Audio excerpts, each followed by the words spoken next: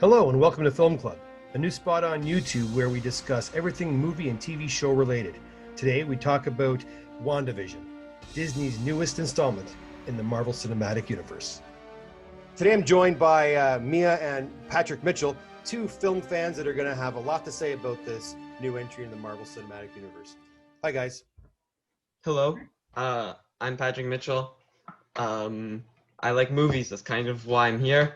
I've got a channel on the side if anybody wants to check that out, which is also Patrick Mitchell. If you want to hear more of my thoughts and opinions. Okay, Mia, where can they find you? Where can I don't have anything up yet, so I'm gonna have to work on that. Hi, I'm Mia. I also really like movies and TV, and I'm just happy to be here to talk about it and discuss some theories and just celebrate film. Well, I got to tell you something, guys. And what made me most happy about this particular episode today, when it turned on, I hit play. I was very excited, not by the actual, I guess, WandaVision show, but by the Marvel Cinematic Universe entry. Dun, dun, dun, dun, dun. When I started hearing that music again, I was very excited because I haven't heard it in a long time. So seeing that entry for Marvel was awesome. That was a great way to start. I know that's pretty pathetic to be excited about. Yeah, that, but... with me, I felt like it was the opposite because I'm worried about where the MCU is going, or I mean I still am. I'm less worried after this, but I'm like, okay, please say this isn't really bad. And then you're overthinking it. No, but it was like I was cautiously optimistic.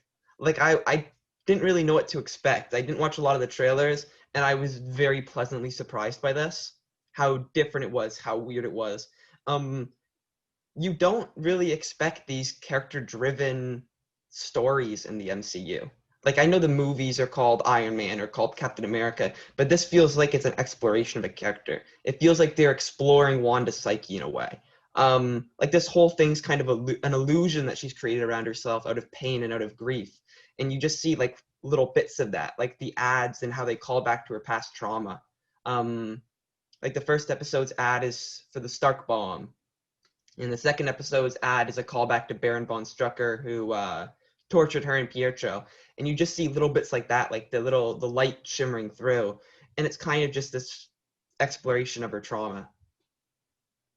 I think it was a great way to start into the next phase. I'm not sure, was the last phase 3? Yeah.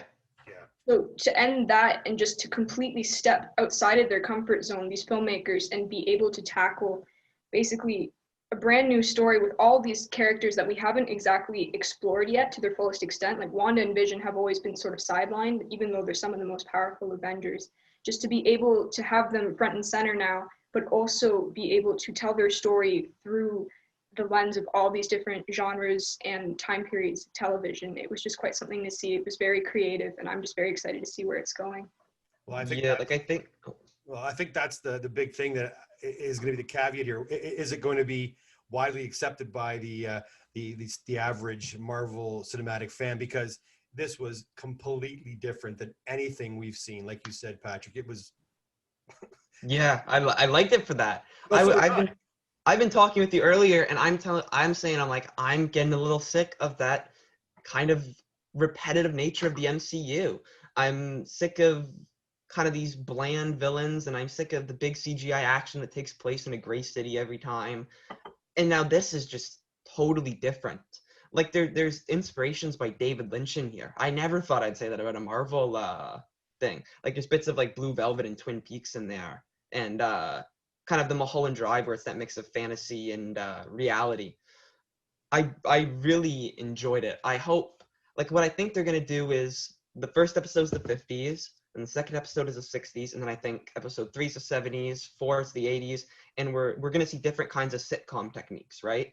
And by the end, when we're at the 2000s, it's gonna be like Wanda's looking into the camera like it's The Office or Modern Family or Parks and Rec. Yeah, break the fourth wall down and start. Yeah, and slowly as the fantasy and the fantasy gets closer to the reality. And I'm worried that our last 3 episodes are going to be big action sequences, and we'll ditch the character stuff. That's my biggest worry of the show. I feel like we're slowly getting towards that. Like it's a slow burn, but I'm worried that's where we're going. Oh, I wouldn't say I'm worried about it, but I mean, it's a comic book movie. We want to see some action. Of course, we're gonna get there. I have no problem with that. But I love, like you said, all these different techniques they're using to change things up and to kind of shock the audience a bit. But it does frighten me a little bit that there might be a bit of a mini revolt by diehard fans that this is not what we signed up for. Yeah. It's a worry that I have. Again, I like it. You like it. It sounds like Mia likes it too. But It's how will general audience accept this? And with Phase 4, there's so much more MCU. The original MCU, it's very easy to follow. You can watch in chronological order. You can watch it in the chronological order of when it came out. You can just pick and choose whatever you want. But it seems now like they're adding more stuff. Now there's TV seasons you need to watch, and they're crossing over with movies. So I'm kind of worried that something like WandaVision that's super important, and because it's so weird and it's so out there, that it will lose its audience. So when WandaVision becomes more important in Doctor Strange or in Spider-Man 3, the second Spider-Man 3, it'll be odd to people, and then things will kind of crumble. I don't think the whole universe will crumble. I'm just saying that the interconnected nature may not work as well if people bounce off this. Well, I've been hearing rumblings that this is going to connect to like I said, Doctor Strange for sure, and then even into Spider-Man, which would then get us in that direction, this whole multiverse direction. So only time will tell. It's interesting as well with they haven't exactly name dropped it, but with the appearance of the logo of Sword. I'm not super familiar with the comics, but from what I have heard, their first appearance was in an X-Men comic, and now they're talking about they name dropped Strucker again, who was related to Wanda and Pietro, and there are connections to the X-Men and mutants in general. I do think they're starting to build up to that, especially with the appearance of Sword. I mean, if we're talking about like X-Men that have been kind of not brought back, but are being hinted at, Mephisto a lot. I'm seem to remember in the comics that Wanda and Vision's children they were like cursed, or they were illusions created by Mephisto. So maybe they've got something in there. I really hope that Mephisto's not in it. I really want this to be this illusion created by Wanda, because then we get to see this exploration of the character, because that's what I want to see.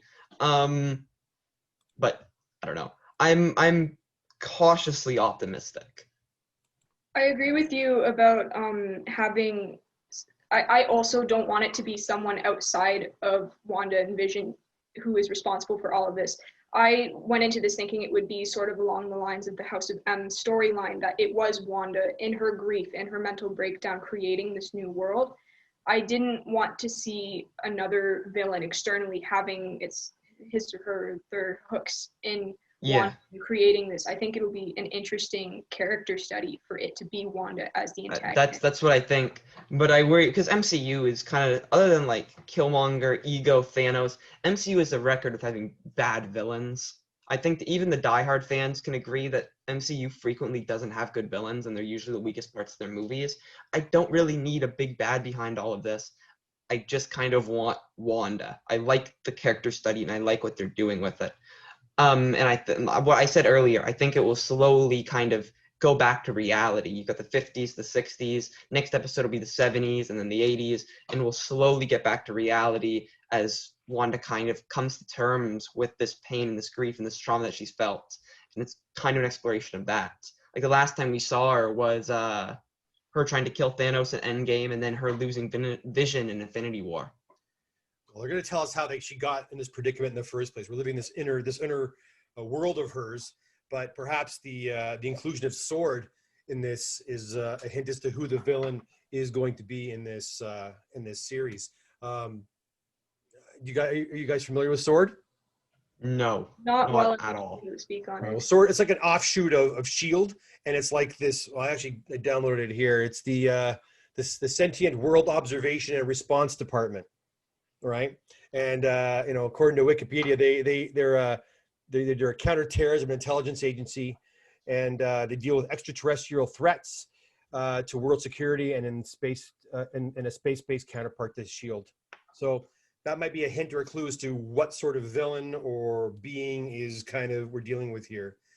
You mentioned Mephisto. I've heard that as well with some of the rumblings. I know that Kang the Conqueror apparently is appearing. Yeah, well, they'll tie any Marvel villain into it right now because it's vague right now. I like the mystery. I like with this that I'm thinking about the Marvel universe in a way that I'm not just coming up with theories. Because I find like critical analysis of the MCU becomes what villain's going to show up, what character's going to show up, does this tie into an issue? Where I find it this, where we can talk with the characters and we can talk about what we think will happen to the characters, not who will come in. And that's almost refreshing, that you can have a different kind of discourse about this than you can basically any other MCU product. Go ahead, Mia, sorry.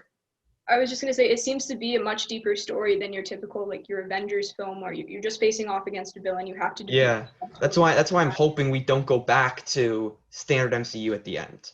I like this. And it won't necessarily be a big, all-out battle royale, but there's going to be some kind of antagonist there, obviously, right?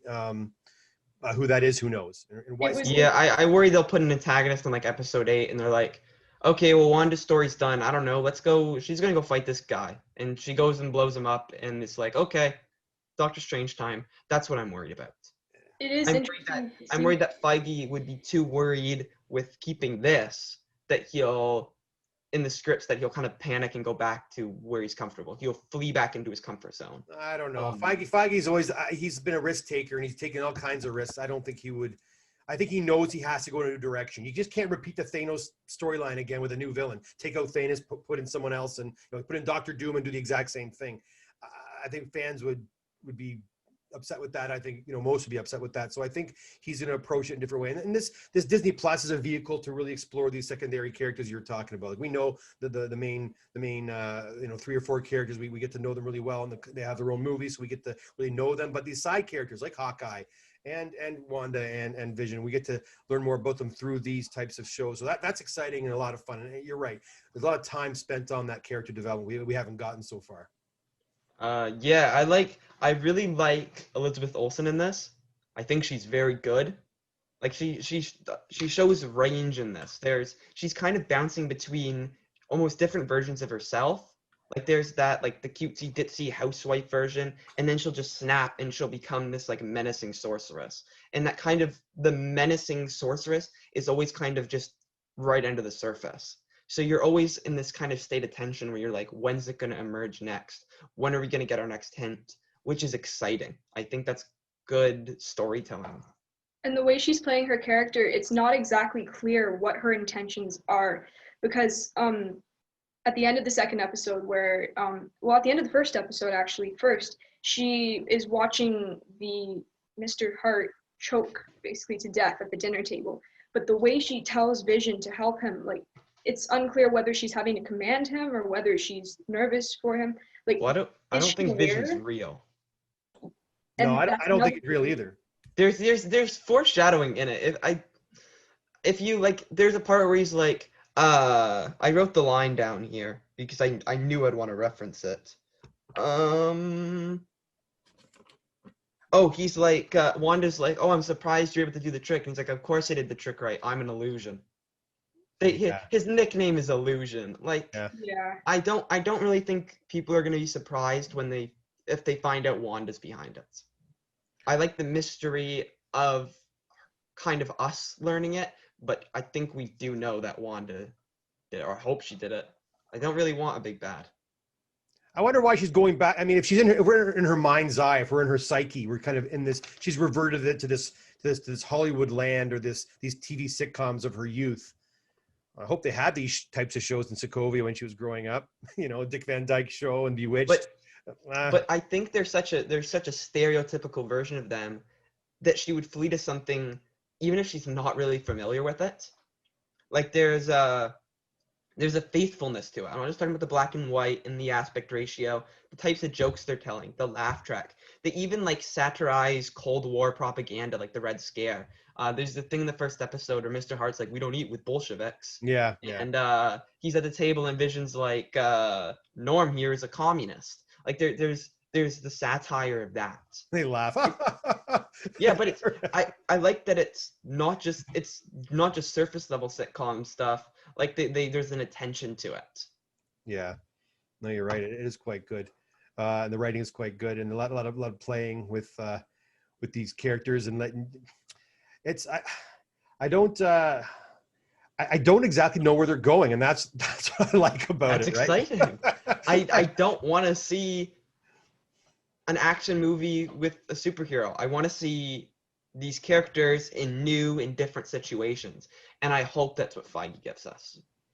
Now apparently, high-ranking pundits or reviewers were given the third episode as well too. We have to wait till next Friday to see it. Yeah, but a lot of those I've been listening to say that it's that third episode is it takes us places. It really moves us. well, I mean, then I'm excited for the next episode. Yeah, so am I. Because I'm kind of happy I did this, because I don't think, if it wasn't for me being a guest on your podcast, I don't know if I would have watched WandaVision right away. Oh, really?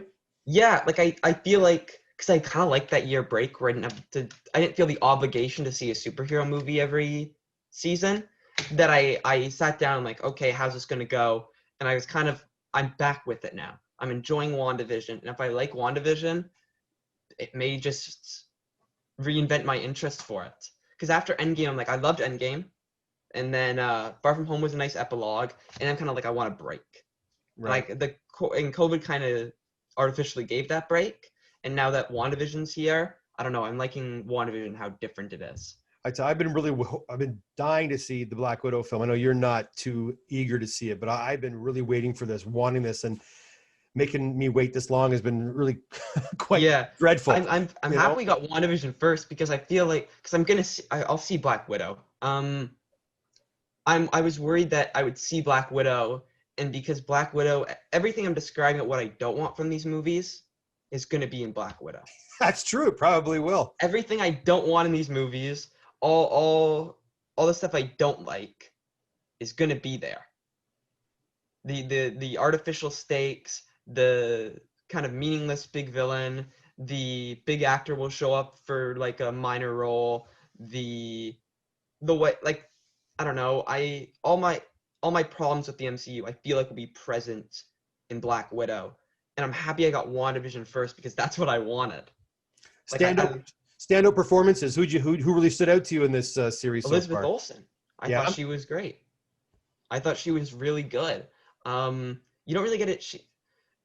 It's not that I think she's a good actress, but they weren't really giving her that in the scripts. You can't really give a great performance with what they're giving you in Age of Ultron.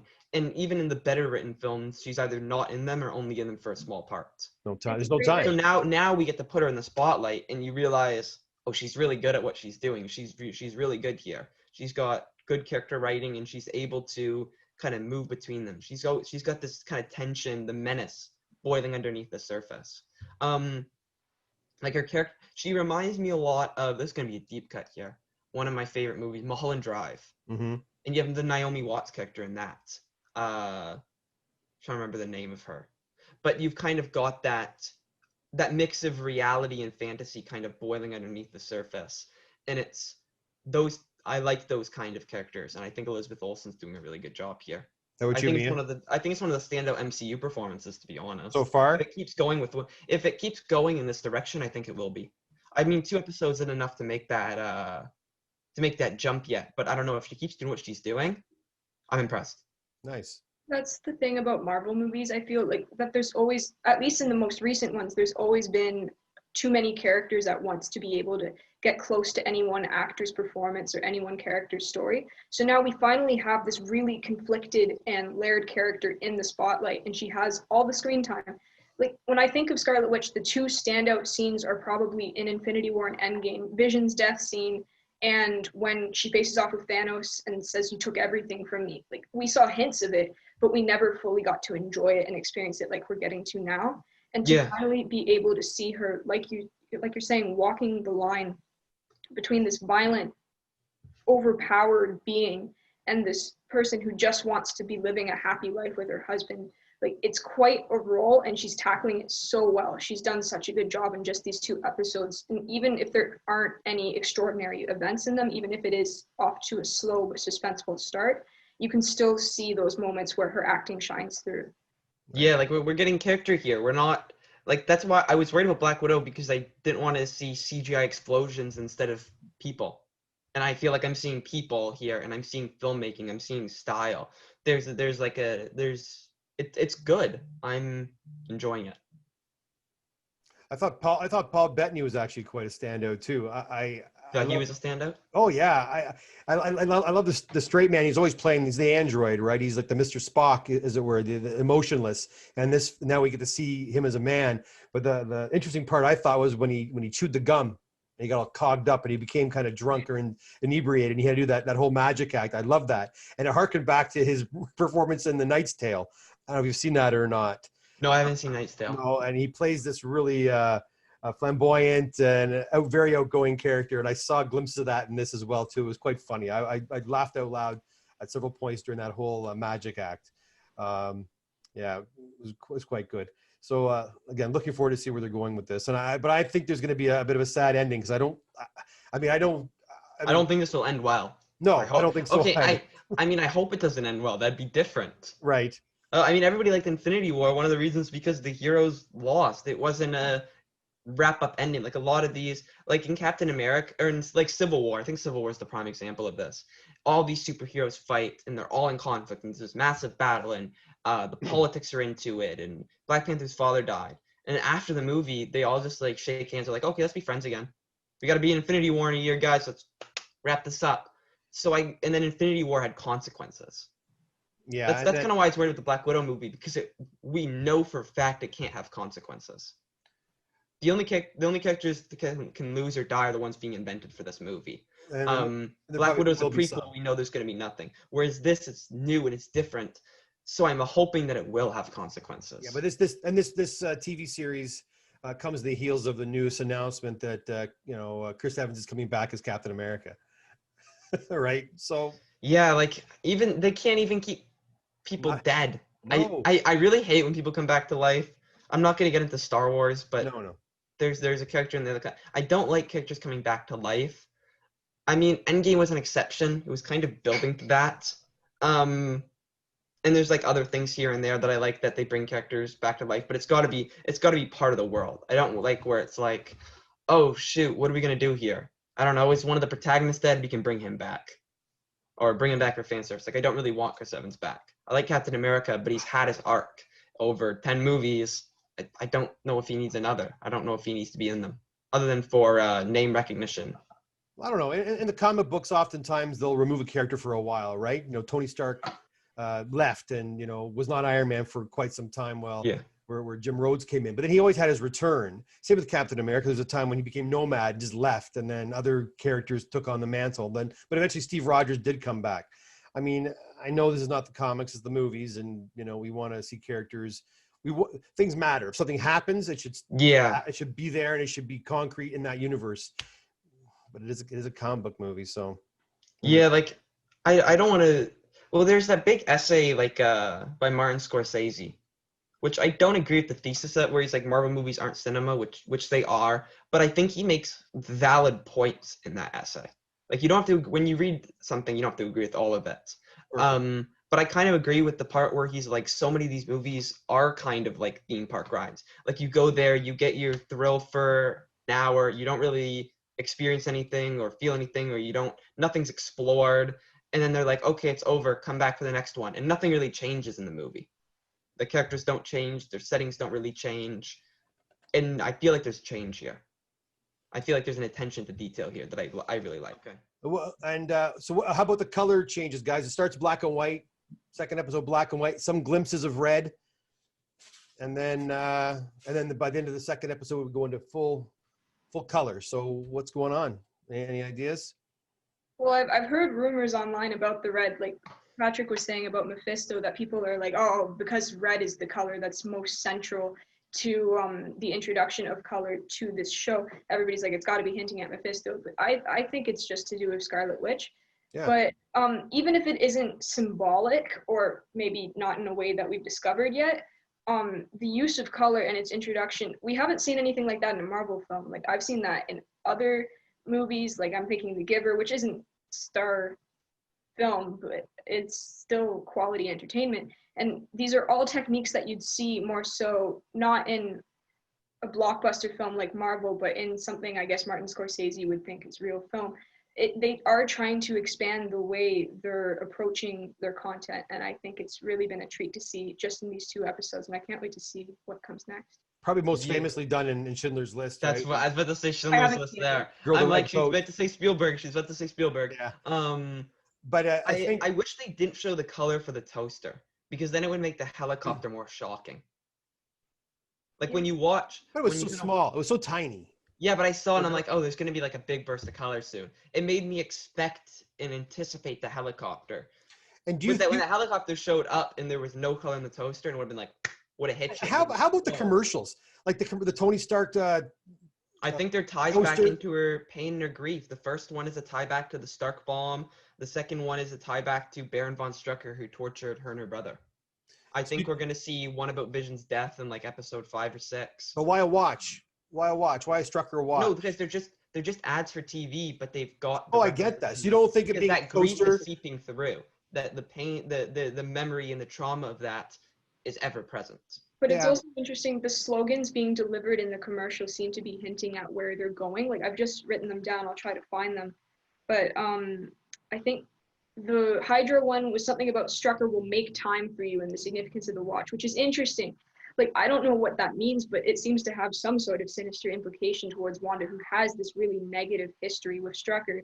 Right. And then in the first one, yeah, Stark Industries, it was I'm sorry. Sorry.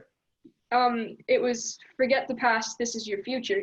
Now, is she trying to erase everything? Is this the only reality that exists? But it sounds like there's people outside of it. It sounds like Sword is outside of this reality, so it's not exactly House of M. It's a lucid dream, right? She's able to, like the last scene we saw with her and Vision, that we saw the beekeeper coming out of the ground, and she didn't like what she knew it was something ominous, something bad, so she erased it or reversed it.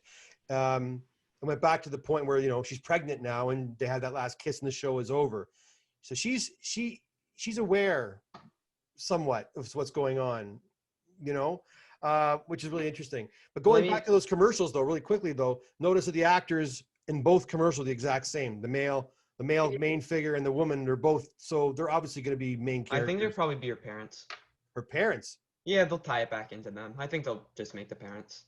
Maybe I think that's a good twist shock. I think they'll make it the parents. You don't think he's one of the people that are keeping her in this dream world?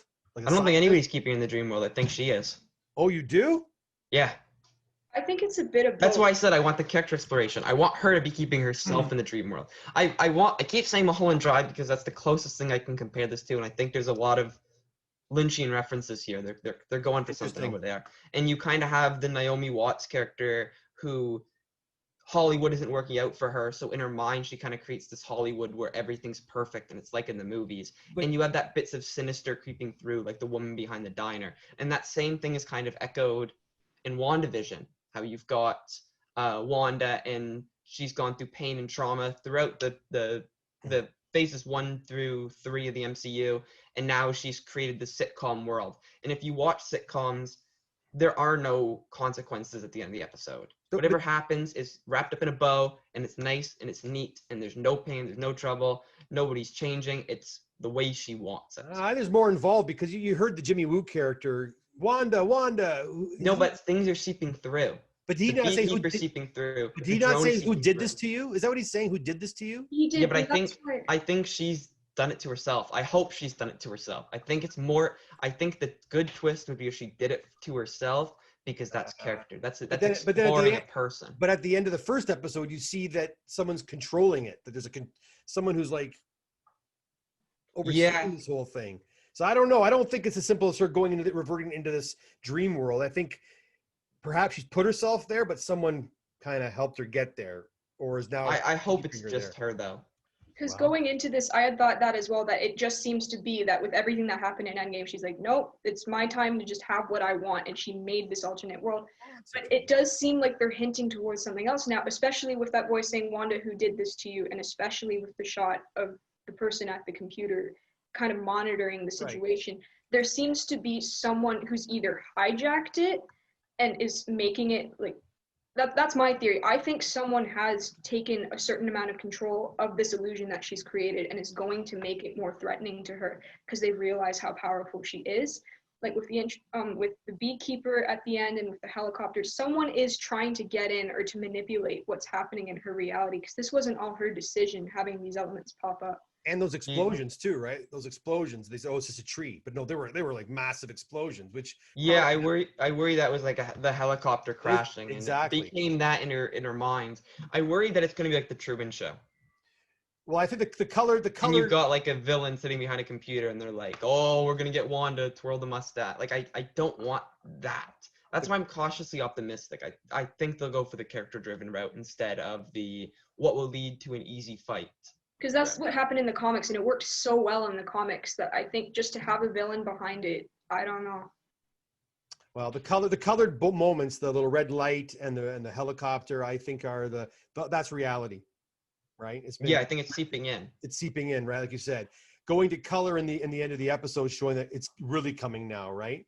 Not only is it a change in terms of TV history, where color became the norm in the 60s, but that and the 70s as well, but that in her own world, in her own lucid dream, it started to seep in as well. Well, pretty cool ideas. Who knows? We're gonna find out next week. Hopefully, we'll get some more clues next week as to what's really happening here, and if we're gonna see a return of maybe Quicksilver, right? Maybe a return. Who knows? There's so much that could happen. Anything else you guys want to add? I'm gonna close this up. Otherwise. Well, I was going to bring up really quickly, did you see the intro of the second episode, the black and white kind of cartoon TV intro? The Bewitched intro, yeah. I think that's where they've hidden the most Easter eggs, and I'm curious as to what that means for the rest of the series, because I think I saw Galactus's head in there. Oh, okay. I'm watching it again tonight with the fam. So I am too. I'll. Are you gonna watch it twice? Oh yeah, of course. I saw it. I thought you watched it with them already. No, I didn't. They couldn't watch. We're gonna watch it. We're gonna have dinner. And we're gonna watch it after dinner. So then I'll look for those things. Back to, this is a whole different thing. I got to give credit to to those involved in doing those set design and all that sort of thing. It's unbelievable. Like the recreation of Dick Van Dyke set, the recreation of the Bewitched set, and even the opening cartoons. I don't know what you the guys. production design is great. Oh, there's the suburbia and the way it looks at the white picket fences. It looks. I can't believe I forgot to mention the production design. It's very fabulous. Well it's unbelievably fabulous. It looks great, and I think they spared all the details are fantastic. No, so you got a $25 million show. Put it to the stuff that matters. Put it to that. Oh, totally. And from what we've seen in the trailers, it looks like it's only going to get better from here. And with all the slightly changing elements in the background, they're taking full use of all of the aspects of the show, and they really want to make it something special. Doctor Strange going to show up? Someone's going to show up. I don't know. Maybe it's going to be Tom Holland. Maybe it's going to be Benedict Cumberbatch. Someone's going to show up. They're going to tie it all together. Someone will show up in the last few episodes for the third act. Let's call it now. This is our first episode. Who's going to call? I'm going to say Benedict shows up in the final That's episode. what I was going to say. Doctor Strange is Doctor Strange? How was you? Yeah, he deals with I'm going to say realities. Evan Peters. He's the easiest. Who's that? Go ahead. Me? Yeah. Oh, I'm saying Evan Peters Quicksilver is going to show up. Either Evan Peters or Aaron Taylor Johnson, but Aaron Taylor Johnson didn't sound like he wanted to go back into it. But I think Quicksilver will appear again, and because it's if it is Wanda's world, if we're going through that theory that she created it, she'll want her brother back. And a different actor than we had in the Avengers movies, Age of Ultron. If they're hoping to bring the X-Men in, I think to have that connection with Evan Peters would be really interesting. Wow, that'd be pretty ballsy if they do that. Yeah. Because then that requires like 11 more movies for someone to watch to understand that. Oh, and a lot of those movies aren't very good. We'll see. There we go. We can do a review of Dark Phoenix. Yeah, that would be. I haven't even seen that. I heard my friend Nathaniel saw that. We'll do a video of the worst comic book movies, top 5 worst comic book movies. We'll do that one day because. Worst comic book movies? There are quite a few. You probably do way more than 5 anyhow. I mean, we better not be dissing the masterpiece that is Batman and Robin. No, it was a fantastic movie. The only good thing with the Joel Schumacher movies is the production design. Like his Gotham City looks really good. Yeah, but the beautiful. I think it's such a cool. Now we're going right off topic, but include it. Include this all in. This is the good part. But the beautiful thing about those Schumacher, well, not the beautiful thing. Sorry, the beautiful thing about the Tim Burton Batman movies, they got away from that whole corny Batman for the 1960s, and then Schumacher brought it all right back. Well, I don't think he brings back the corn, but I like the way he makes Gotham. You got like the big Greek statues that are like as big as buildings. Patrick, Mr. Freeze's guys I fought don't Batman and care. No, Robin I'm just talking on about skates. I'm saying the one good thing about the movie. I'm not talking about George Clooney. It's skates. The bot. They had bat skates.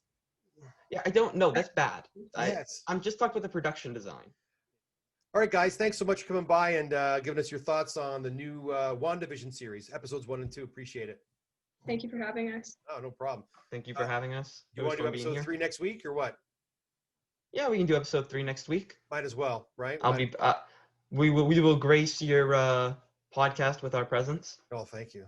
You're welcome. And for all of you that are watching, thanks for watching to the end. And if you like what we're doing here, listen, this is new. We're new at this, and there's going to be mistakes and all that. But if you like what you see and you want to support us, please subscribe to the channel and hit like. And hey, if you have any ideas of what's going on with WandaVision yourself, please let us know in the comments below, and we'll interact with you as well too, because this one's really a big mystery, and it's gonna be a lot of fun trying to figure it out as we go along. So thanks for coming by. Take care.